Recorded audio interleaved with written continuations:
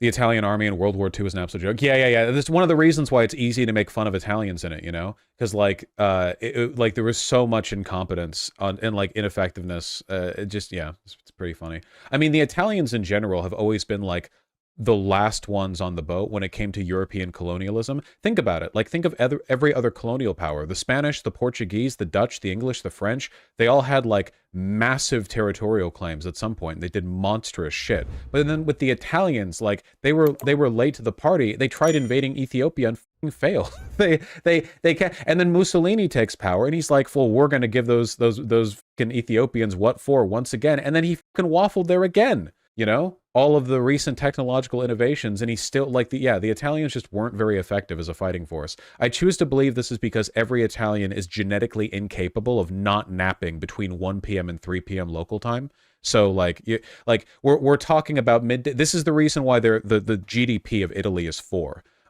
They need their naps, they need their pasta, which is very heavy with carbs, so they need another nap after dinner, you know.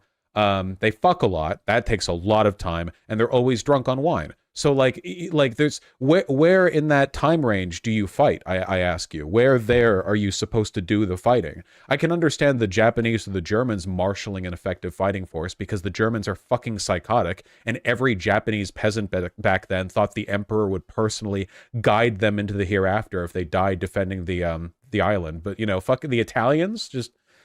What about Rome? There's basically no relationship between historical Rome and the Italians today. The Roman legacy was carried forward by the Byzantine Empire, right? Like that's like, but they don't want to claim that because it's like dirty and brown people, you know, like they don't want, because like people nowadays are like, oh, the Roman antiquity, Rome fell like 2,000 years or fucking whatever ago. It's like, no, they didn't. They just Constantinople. They just went east, but you don't want to register that as Rome. Rome was an empire. They conquered a lot of territory, you know, there were lots of white and swarthy, olive-skinned and brown people in it at its height, but they're like, no, real Rome is the white people here in Western Europe, and all this other crap over here, you know, real Rome is like Londinium territory. It's back when they were like putting up white marble buildings in you know, on the other side of the fucking you know, the channel. But you know, anything down there, Constantinople, no, that's too swarthy. It is literally like the Roman Empire equivalent of the fucking Zizek bit, you know what I mean?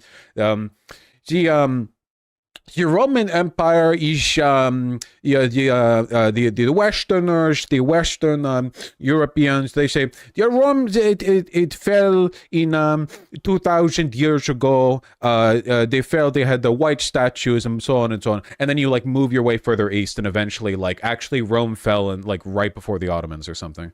When did the Byzantine Empire fall? 1453. Gotcha. And which crusade fucked it up? The fall of Constantinople, that's right. The empire was dissolved in 1204 at the fall of... So the sack of Constantinople was the Crusades. The fall of Constantinople was the Ottomans. So yeah, okay, yeah.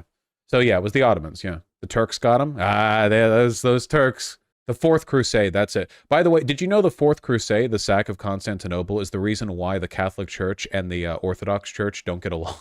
Like, they're still mad about it. Prior to that, the Orthodox and Catholic Christians had, like, comparatively a much better relationship. But the sack of Constantinople... See, look, this literally, like, this is what's so fucking funny, dude.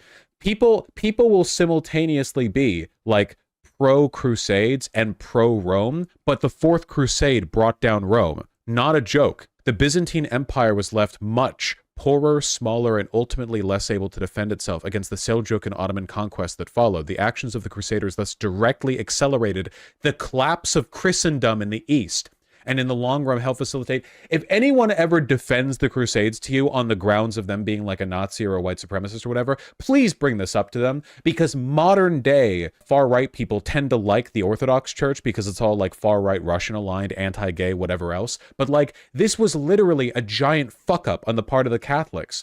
The Fourth Crusade was like an oopsie-doopsie. The whole fucking thing was an oopsie-doopsie. You know, the the bleh, that thing? It was that. That's what happened. That's what accelerated the fall of Christendom and like heralded the rise of Islam in like Constantinople in the East. Nazism is very inconsistent, Aruru. The Crusaders looted, pillaged, and vandalized Constantinople for 3 days, during which many ancient and medieval Roman and Greek works were either seized or destroyed. Because, again, remember, even though nowadays modern white supremacists blur together Catholicism, Orthodox Christianity, the Crusades, Rome, and Greece as all one big, like, white thing, in reality, no. The famous bronze horses from the Hippodrome were sent back to adorn the facade of St. Mark's Basilica in Venice, where they remain. As well as being seized, works of considerable artistic value were destroyed for their material value.